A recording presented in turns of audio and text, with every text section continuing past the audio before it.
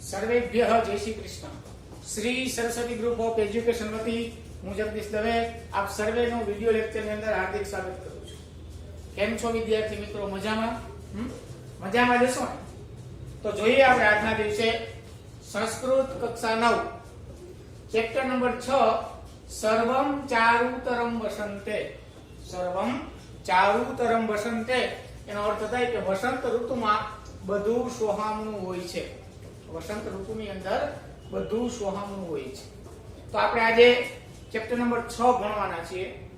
એની પહેલા થોડુંક આગલા લેક્ચરની અંદર આપણે શું ભણ્યા હતા એના વિશે થોડીક માહિતી કે ભાઈ આપણે આના આગળના લેક્ચરની અંદર આપણે ભણ્યા હતા ચેપ્ટર નંબર 5 જે કંઈક આના જેવું જ હતું, સુભાષિત કુસુમાની। તો એ સુભાષિતોનો જે વૈભવ હતો બરાબર છે એના વિશે આપણે સરસ મજાનું ભણ્યા। તો હવે આ જ રીતે આની અંદર પણ 5 પદ્યો આપેલા છે, એટલે કે પદ્ય મીન્સ શ્લોક, 5 શ્લોકો આપેલા છે અને એના વિશે આપણે અભ્યાસ કરવાનો છે। આપણે શરૂઆત કરીએ પહેલા આ ચેપ્ટરની અંદર 5 શ્લોક છે। એમાં આજના લેક્ચરની અંદર આપણે પ્રસ્તાવના, જે કઈ પ્રસ્તાવના છે પ્રસ્તાવના અને પહેલો શ્લોક જોઈશું। ત્યાર પછીના નેક્સ્ટ લેક્ચરની અંદર આપણે આગળના શ્લોકોનો અભ્યાસ કરીશું। શરૂઆત કરીએ મિત્રો તો કે સૌથી પહેલા તો કે જે સર્વમ ચારુતરમ વસંતે એટલે વસંત ઋતુમાં બધું સોહામણું હોય છે, એટલે આપણે એનો અર્થ જાણ્યો તો આપણે ખબર પડી ગઈ કે આ પદ્ય આપણને શું કહેવા માંગે છે। શું કામે? તો કે વસંતે એટલે કે આમાં શું છે તો કે વસંત ઋતુનું વર્ણન છે। આ પદ્યની અંદર આ છઠ્ઠા કાવ્યની અંદર વસંત ઋતુનું વર્ણન છે। હવે એનાથી આગળ તો કે કેમાંથી લેવામાં આવ્યું તો કે ઋતુ સંહારમાંથી। આ જે કાવ્ય છે એ કેમાંથી લેવામાં આવ્યું? પ્રસ્તાવનામાં પ્રશ્ન પૂછાય તો કે ઋતુ સંહારમાંથી। હવે જે ઋતુ સંહાર છે એના લેખક કોણ છે તો કાલિદાસ। આપણી ટેક્સ્ટ બુક છે ને એની પ્રસ્તાવનામાં પણ આપેલું છે। એટલે ઋતુ સંહારના લેખક કવિ કોણ છે તો કે કાલિદાસ। અને કાલિદાસે છે ને એમણે 7 કૃતિઓની રચના કરેલી છે। કાલિદાસે 7 કૃતિઓની રચના કરેલી છે। તો જોઈએ આપણે કે કાલિદાસ વિશે આપણી પ્રસ્તાવનાની અંદર ટેક્સ્ટ બુકની અંદર કાલિદાસનું નામ છે। તો કાલિદાસ વિશે થોડીક માહિતી કે ભાઈ એક રાજા હતા, એ રાજાની એક કન્યા હતી। એ કન્યા બધાને શાસ્ત્રાર્થની અંદર હરાવતી હતી। એને કોઈ પણ એની સાથે જ્ઞાનની વાતો કરાવવાની અંદર કોઈ પહોંચી શકતું હતું નહીં। ગમે એવા વિદ્વાન હોય, ગમે એવા પંડિત હોય તો બધાને હરાવતી હતી। તો એક વખત બધા પંડિતોએ ભેગું થઈ અને એક ષડયંત્ર રચ્યું। શું? તો કે હવે આ આપણને બધાને નાપાસ કરે છે તો આપણે એનું અભિમાન ઉતારવું છે રાજકુમારી। કઈ રીતે? તો કે ભાઈ રાજકુમારી છે એનું અભિમાન એ રીતે ઉતારવું કે આને સૌથી કોઈ સારો જ્ઞાની વિદ્વાન માણસ સાથે લગ્ન કરવા છે, પણ આપણે કઈક એવું કરીએ કે ભાઈ આના લગ્ન છે ને એ એક સાવ મૂર્ખ સાથે થાય। તો એ બધે ગોતવા માટે નીકળ્યા એવા મૂર્ખ વ્યક્તિ હોય। તો જોયું એ રસ્તામાં ચાલ્યા જતા હતા ને તો એમણે રસ્તાની અંદર દ્રશ્ય જોયું। શું? તો કે એક ભાઈ ઝાડવાની ડાળ કાપતા હતા। એક ભાઈ ઝાડવાની ડાળ કાપતા હતા, પણ કઈ રીતે ખબર? તો કે જે ડાળી કાપતા હતા ને એ જ ડાળી ઉપર પોતે બેઠા હતા। નહીતર આપણે ઝાડવું હોય, વૃક્ષ હોય, માની લો કે વૃક્ષ છે આ બરાબર છે, આવું આ વૃક્ષ હોય, આ વૃક્ષ છે, આ વૃક્ષની ડાળીઓ છે બરાબર છે, આ વૃક્ષ છે તો વૃક્ષની આ ડાળી કાપી છે આપણે, આ ડાળી કાપી છે તો અહીંયા બેસીને કપાય ને તો આ ડાળી પકડે, પણ એ વ્યક્તિ ક્યાં બેસીને તો કે અહીંયા બેસી અને આ ડાળી કાપતો હતો અહીંથી। આ વ્યક્તિ અહીંયા બેસીને અને આ ડાળી કાપતો હતો, હવે ડાળી કપાય તો એ વ્યક્તિ ક્યાં જાય? નીચે પડે ને ડાળી ને। તો એ બધા દ્રશ્ય જોયું કે ડાળી તો કાપે છે પરંતુ ડાળી ઉપર બેસીને કાપે છે, એટલે આ બાજુ ડાળી છે અહીંયા બેસવું જોઈએ કે ડાળી ઉપર બેઠો તો ડાળી કપાય તો ભેગું પોતે પણ પડે। તો કે આનાથી કોઈ બીજો મૂર્ખ હોઈ શકે નહીં। એટલે બધા એને ઉપાડ્યો, પંડિતોને એને સમજાય કે ભાઈ તને અમે રાજાના મહેલમાં લઈ જઈએ છીએ, તારે કાંઈ બોલવાનું નથી, અમે જોવાનું ઈશારા કરીને આંગળીઓ ઊંચી કરવાની, અને જે રાજકુમારી પ્રશ્ન પૂછે એની તારે આંગળીઓ ઊંચી કરવાની। એટલે લઈ ગયા એને તો તૈયાર કરી નવડાવી ધોવડાવીને કમ્પ્લીટ કરી પછી એના જોઈએ તો બહુ ડીપમાં છે, પણ હું તમને ટૂંકમાં સંક્ષિપ્તમાં કહી દઉં કે કાલિદાસને પછી લઈ જાય છે અને ત્યાં લઈ ગયા પછી રાજકુમારી જે કઈ પ્રશ્ન પૂછે કે આ સૌથી વધારે પંડિત છે, એટલે રાજકુમારી કે તો મને પ્રશ્ન પૂછું, જવાબ આપે તો ભલે કાંઈ વાંધો નહીં, તો કે પણ એને મૌન વ્રત ચાલુ છે, તો રાજકુમારી કે તો મારે એની પરીક્ષા કરી, તો કે ઈશારામાં જવાબ આવશે, તમે સમજી જાય, તો કાંઈ વાંધો નહીં. રાજકુમારી પ્રશ્ન ચાલુ કર્યા અને ભાઈ કાલિદાસ ને ઓલા લોકો ઈશારા કરતા ગયા, એમાં 1 ને 2 ને રીતે આંગળા ઊંચા કરતો ગયો. રાજકુમારી એમ છે વાહ, આ તો ખરેખર વિદ્વાન વ્યક્તિ છે, અને એની સાથે એના લગ્ન થયા. પછી બને છે એવું કે બંનેના લગ્ન થઈ ગયા અને એક દિવસ બંને ઝરૂખાની અંદર બેઠા હતા. ઝરૂખો એટલે કે આપણે જે અત્યારે રવેશ કહીએ ને, બરાબર છે, એમ મહેલની અંદર ઝરૂખો હોય, તો ઝરૂખામાં કાલિદાસ અને એના પત્ની બંને બેઠા હતા. તો એવું થયું કે રસ્તા ઉપરથી ઊંટ નીકળ્યા. શું નીકળ્યું? ઊંટ. તો ઊંટને જોઈ અને સંસ્કૃતમાં ઊંટને કહેવાય ઉષ્ટ્ર. શું કહેવાય? ઉષ્ટ્ર. બરાબર છે. તો કાલિદાસ બોલવા લાગ્યો ઉટ્ર ઉટ્ર ઉટ્ર, એટલે કે જો ઊંટ જાય ઊંટ જાય ઊંટ જાય, ઊંટ છે ઊંટ છે, ઉટ્ર ઉટ્ર ઉટ્ર, એ ઉષ્ટ્ર ઉષ્ટ્ર એવું બોલતા આવ્યું નહીં. એટલે એની પત્નીને એમ થયું ઓહો, આ તો મૂર્ખ વ્યક્તિ છે, અને તો પૂરેપૂરું જ્ઞાન પણ નથી, શબ્દોનું પણ જ્ઞાન નથી, હવે કરવું શું? તો કે એને ઘરની બહાર કાઢી મૂકે, એને ઘરની બહાર કાઢી મૂક્યા કે જાઓ તમે વયા જાઓ. પછી તો કાલિદાસ ગયા, થોડીક વાર ખખડાવે પણ કઈ બોલી શકતા, કઈ ઓલી ઘરવાળી છે ને એ કમાલ બોલતી નથી. અંદરથી એક વાક્ય બોલ્યા, શું? તો કે અસ્તિ કશ્ચિદ વાગ વિશેષ. નો અર્થ શું થાય કે શું તમારી વાણીમાં કઈ ફેર પડ્યો, તમને બોલવામાં કઈ ફેર પડ્યો? અસ્તિ કશ્ચિદ વાગ વિશેષ, તમારી વાણીના બોલવામાં કઈ ફેર પડ્યો? દરવાજો ખોલ્યો ને કાલિદાસ ગયા જંગલમાં, મહાકાળીમાનું મંદિર હતું, ત્યાં તપ કર્યું, મહાકાળીમાને પ્રસન્ન કર્યા, અને મહાકાળીમાં પ્રસન્ન થયા અને એના વરદાન આપ્યું કે જા તારા જીભ ઉપર સરસ્વતી બેસશે, કે તું જે ધારી છે એના ઉપર જે કઈ લખવું હશે લખી શકીશ. એટલા માટે થઈ અને એનું એક નામ કાલિદાસ પણ એવું રાખવામાં આવ્યું. બરાબર છે. એટલે કે કાલીના ભગત, કાલી એટલે કે મહાકાળી, એના દાસ એટલે કે ભગત, બરાબર, એના ઉપાસક, એટલે કાલિદાસ પણ એવું નામ પડ્યું. તો એ નામ પણ પ્રચલિત થયું અને આપણે બધા આજે એને કાલિદાસ તરીકે જ ઓળખીએ છીએ. તો એ કાલિદાસ છે, બરાબર છે, ઘરે આવ્યા અને એની પત્ની એને કીધું હતું કે અસ્તિ કશ્ચિદ વાગ વિશેષ, તમારી વાણીમાં કઈ ફેરફાર પડ્યો, કઈ પ્રભાવ પડ્યો, એટલે એને શું કહ્યું? તો કે અસ્તિ કશ્ચિદ વાગ અને વિશેષ, આ 4 શબ્દો ઉપર એક એક આખા આમ જોઈએ ને તો કે એક એક કૃતિઓ રચી નાખી, આખા મોટા મોટા ગ્રંથો બનાવી નાખ્યા. વિચાર કરો, એક એક શબ્દ ઉપર. તો ટોટલ કાલિદાસની 7 કૃતિઓ છે અને 7 કૃતિઓમાં તમને મેં નામ લખ્યા છે, જોઈએ આપણે એના વિશે થોડું જોઈએ. 7 કૃતિમાં પહેલી છે, પહેલા 3 છે ને 1, 2 અને 3 નાટક છે. કાલિદાસની જે 7 કૃતિઓમાં 1, 2 અને 3 નાટક છે. એમાં પહેલું માલવિકાગ્નિમિત્રમ, બીજું વિક્રમોર્વશીય અને ત્રીજું અભિજ્ઞાન શાકુંતલમ. આ 3 નાટકો છે. ત્યાર પછી ચોથું અને 5મું આ 2 મહાકાવ્ય છે, કુમાર સંભવમ અને રઘુવંશમ આ 2 મહાકાવ્યો, અને મેઘદૂત અને ઋતુ સંવાદ આ 2 ખંડકાવ્યો છે.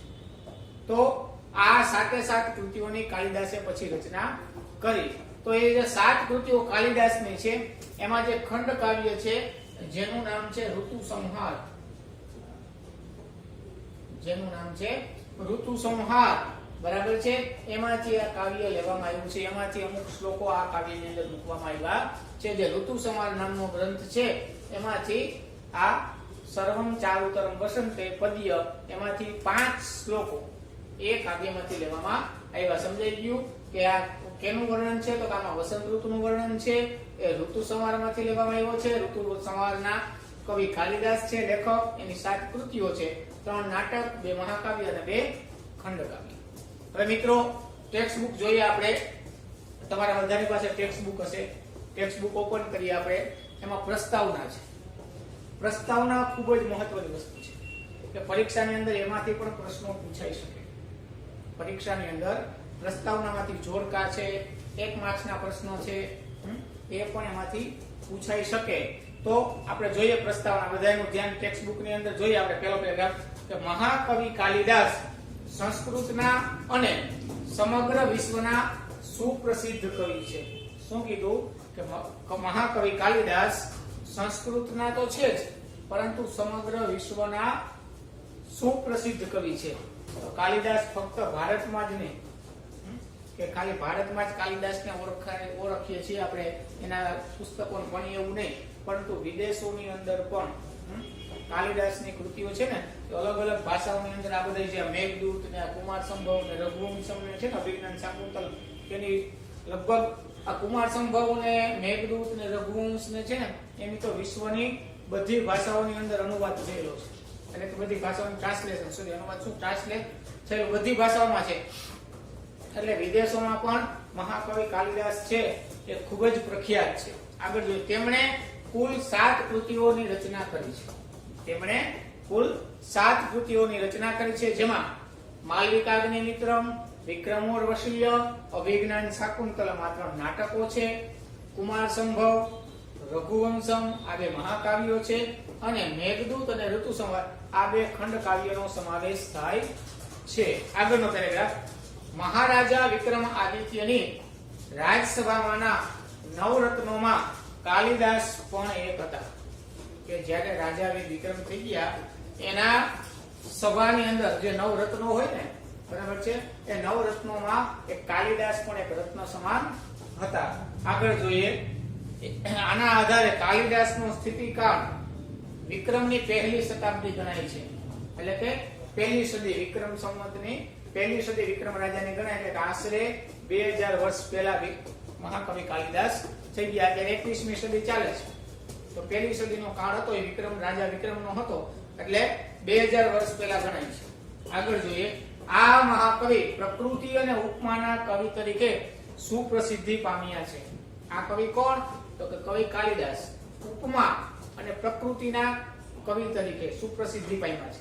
કે એક એવી સંસ્કૃતમાં મિત્રો સૂક્તિ પણ છે કે ઉપમા કાલિદાસસ્ય, કે કાલિદાસ જેવી ઉપમા છે ને કોઈ આપી શકે નહીં. વર્ણન કરવું હોય ને તો કાલિદાસ જેવું કોઈ વર્ણન કરી શકે નહીં. એટલા માટે કીધું ઉપમા. ઉપમા આપવી હોય ને, ઉપમા અલંકાર, તો એમના જે આ કઈ રચયા છે નાટકો, મહાકાવ્યો, ખંડકાવ્યો, એમાં ઉપમા અલંકારનો વધારે પ્રયોગ કરવામાં આવે. બીજું તો કે પ્રકૃતિનું વર્ણન, એમણે બધાની અંદર પ્રકૃતિનું જબરજસ્ત વર્ણન કરેલું છે.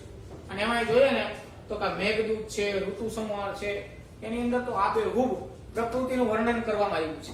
અને અભિજ્ઞાન શાકુંતલમ, આ જે અભિજ્ઞાન શાકુંતલમ છે ને એમાં શું લખ્યું, જો આગળ લખ્યું કે અભિજ્ઞાન શાકુંતલમ નાટકમાં તેમણે પ્રકૃતિગત અને પદાર્થોને પાત્ર બનાવ્યા છે. તો બીજી બાજુ મેઘદૂત અને ઋતુ સંહારમાં આબેહૂબ બે નમૂન પ્રકૃતિનું વર્ણન છે. શું કીધું? અભિજ્ઞાન શાકુંતલમમાં શું કીધું ને, તો કે પ્રકૃતિ જે પદાર્થ છે, જે કુદરતી વસ્તુ છે એને પાત્ર બનાવ્યા છે.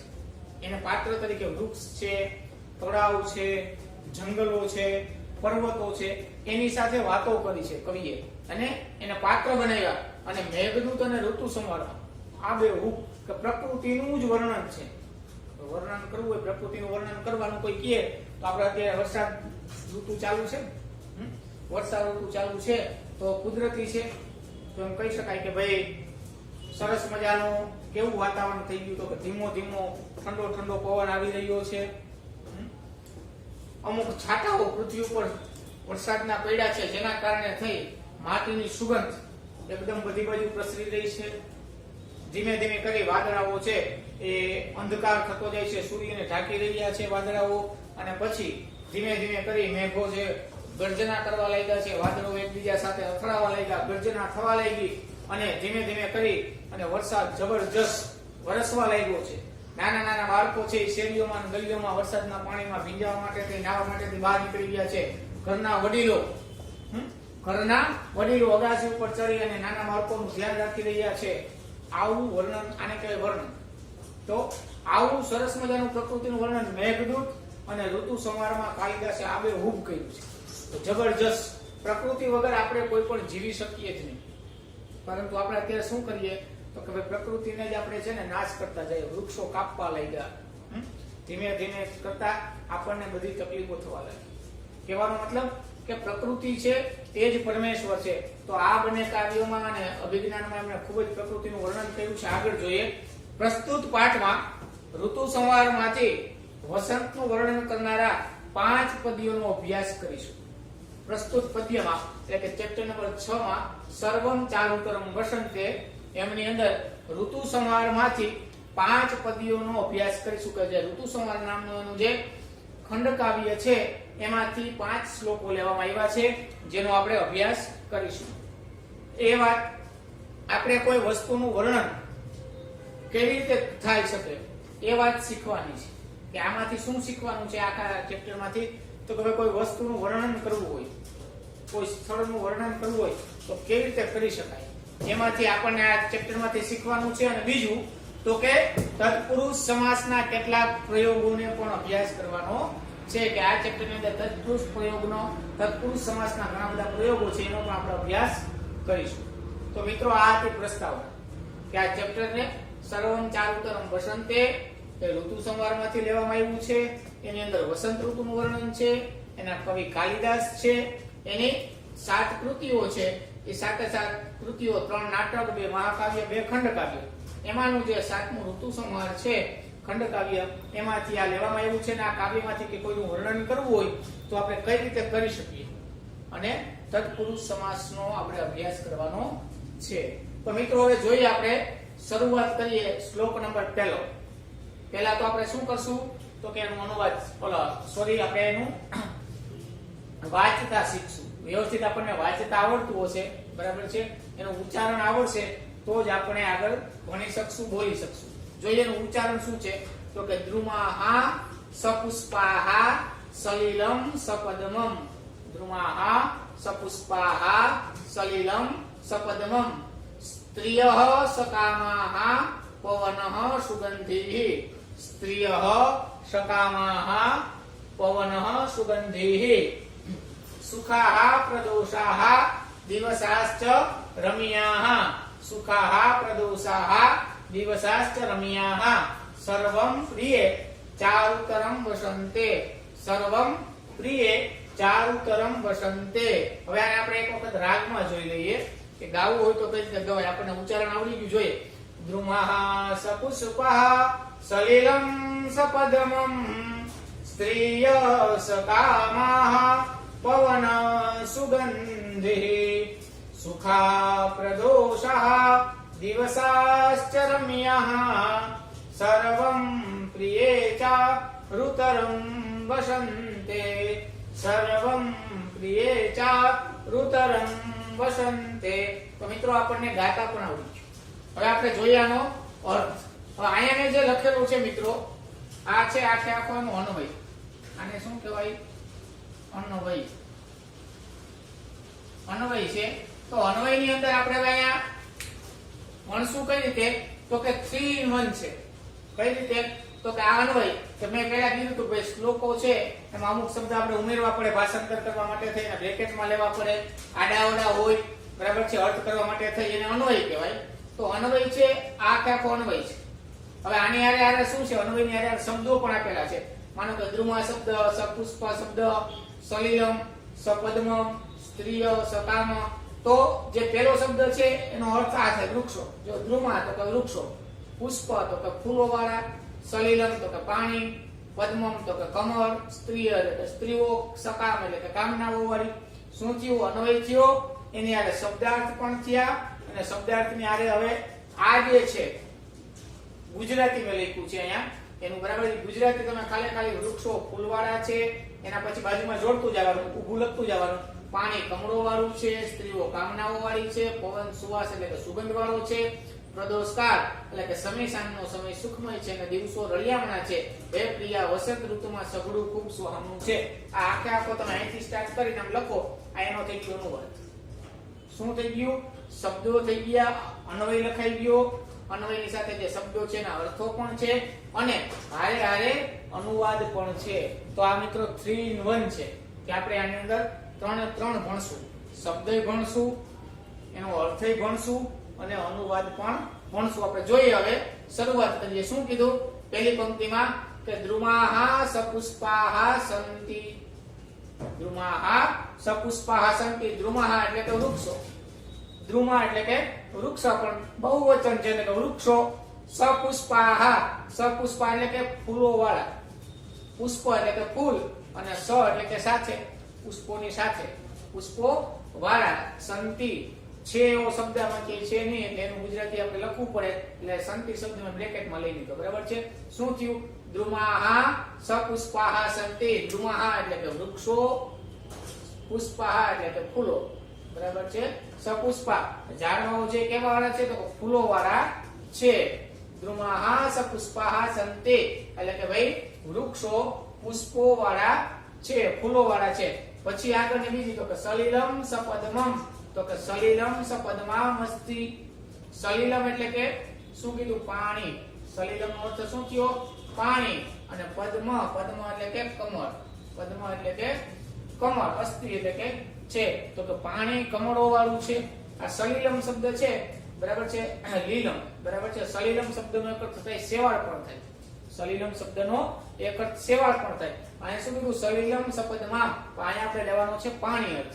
સલિલમ સપદ્મામ એટલે કે પાણી કમળો વાળું છે. સપદ્મામ એટલે કે કમળો વાળું. પછી આગળ શું કીધું? સ્ત્રીહ એટલે કે સ્ત્રીઓ. સકામહ એટલે કે કામનાઓ વાળી. કામહ એટલે કે કામનાઓ વાળી, ઈચ્છાઓ વાળી. સંતિ એટલે કે છે.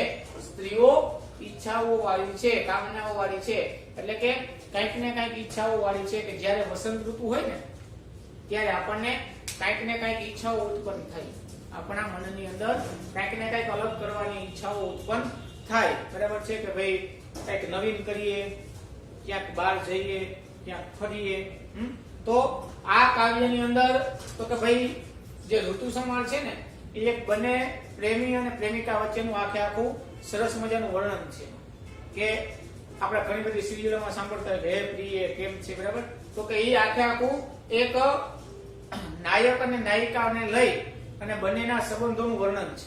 તો વસંત ઋતુની અંદર જે સ્ત્રી છે, બરાબર છે ને, નાયિકાને મળવાની જે ઈચ્છા છે, ઉત્કંઠા એ બતાવી કે કામનાઓ વાળી છે. અહીંયા કામનાઓ વાળી છે અથવા તો અહીંયા સકામ, કામનો બીજો અર્થ થાય ઈચ્છા. કામનો બીજો અર્થ થાય ઈચ્છા પણ થાય. બરાબર છે. કામ એટલે કે કામનાઓ વાળી અથવા તો ઈચ્છાઓ વાળી છે. પછી લીધું પવન. પવન એટલે કે પવન, વાયુ. જે પવન આપણે સ્પર્શ કરે પવન. શું કીધો? કેવો છે? તો કે સુગંધી. સુગંધી એટલે કે સુવાસ. સુગંધી શબ્દનો અર્થ શું થયો? સુવાસ એટલે કે સુગંધ વાળો છે. પવન કેવો છે? સુગંધ વાળો. શું કામે સુગંધ વાળો છે? તો કે પહેલી જ વખત કહી દીધું. શું કહી દીધું? કે દ્રુમાસ પુષ્પાહા. વૃક્ષો કેવા છે? ફૂલો વાળા છે. તો અલગ અલગ જે ફૂલો છે એમાંથી પવન પસાર થઈ અને આપણી બાજુ આવે છે. તો એ પુષ્પની જે સુગંધ છે આપણી પાસે સુધી આવે. ક્યાંક દૂર સરસ મજાના પુષ્પો હોય ને એ બાજુથી પવન આવતો હોય તો આપણને સુગંધ આવે ને સરસ મજાની. તો એવી જ રીતે કે પવન છે કેવો છે? તો કે સુગંધિત છે, સુગંધ વાળો છે. આગળ જ કહી દીધું કે પુષ્પોને ટચ થઈને આવે છે એટલા માટે પવન છે સુગંધી વાળો છે. પછી પ્રદોષાહા. પ્રદોષાનો અર્થ શું થાય? તો કે સમી સાંજનો સમય. સમી સાંજનો સમય. પ્રદોષકાળ એટલે કે સંધ્યા સમય. સાંજના સમયે કે દિવસ નથી અને રાત્રિ પણ નથી, જ્યારે સૂર્ય અસ્ત થતો હોય ત્યારનો સમય. આખે આખું આકાશ છે પીળું થઈ ગયું હોય. આખું આકાશ પીળું થઈ ગયું. અને ચોમાસાની અંદર તો ખબર હોય તો આખે આખા મેઘધનુષ જેવું આપણે જેને મેઘધનુષ કહીએ ને આપણે, એવું સરસ મજાનું વાતાવરણ આખે આખું ખીલી ઉઠ્યું હોય.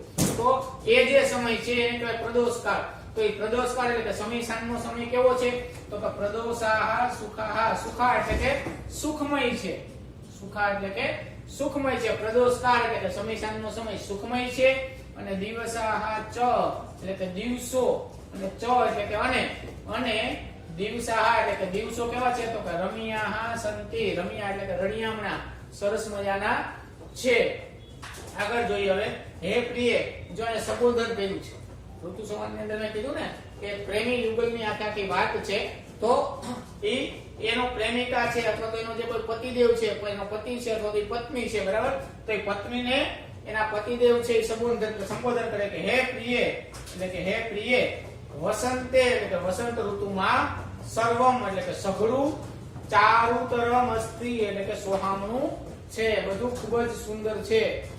અતિ સુંદર છે. વસંત ઋતુની અંદર બધું સોહામણું છે. ચારુતરમ. ચારુતરમ શબ્દનો અર્થ થાય ખૂબ સોહામણું. અને સર્વમનો અર્થ થાય સઘળું. બરાબર છે. વસંતે એટલે કે વસંત ઋતુમાં. સમજાઈ ગયો? એક વખત અર્થ કહું કે દ્રુમાહ શબ્દનો અર્થ થાય વૃક્ષો, સપુષ્પા શબ્દનો અર્થ થાય ફૂલોવાળા, સલિલમ શબ્દનો અર્થ થાય પાણી જળ, સપદ્મમ પદ્મ શબ્દનો થાય કમળ, પછી સ્ત્રી એટલે કે સ્ત્રીઓ, સકામહ એટલે કે કામનાઓ વાળી ઈચ્છાઓ વાળી, પવન એટલે કે પવન, સુગંધી એટલે કે સુગંધ વાળો, પ્રદોષા એટલે કે સમી સાંજનો સમય, સુખા એટલે કે સુખમય, દિવસા એટલે કે દિવસો, બરાબર છે, રમ્યા એટલે કે રણિયામણા, રમ્યા શબ્દનો અર્થ થાય રળિયામણા, અને વસંતે એટલે કે વસંત ઋતુમાં, સર્વમ એટલે કે સઘળું બધું, ચારુતરમ એટલે કે સોહામણું, અસ્તિ એટલે કે છે. સમજાઈ ગયો તમને સરસ મજાનો અર્થ? ફરીથી એક વખત ભાષાંતર જોઈ લઈએ કે વૃક્ષો ફૂલો વાળા છે, પાણી કમળો વાળું છે, સ્ત્રીઓ કામનાઓ વાળી છે, પવન એટલે કે પવન સુવાસ એટલે કે સુગંધ વાળો છે, અને પ્રદોષકાર એટલે કે સમી સાંજનો સમય સુખમય, અને દિવસો રળિયામણા છે. હે પ્રિયા, વસંત ઋતુમાં બધું સોહામણું છે, સઘળું સોહામણું છે. તો મિત્રો આ તો પહેલા પદ્યનો એટલે કે પહેલા શ્લોકનો અર્થ. હવે આપણે નેક્સ્ટ લેક્ચરની અંદર જોશું આગળના પદ્ય. સર્વેભ્યઃ જય શ્રી કૃષ્ણ, જયતુ સંસ્કૃતમ.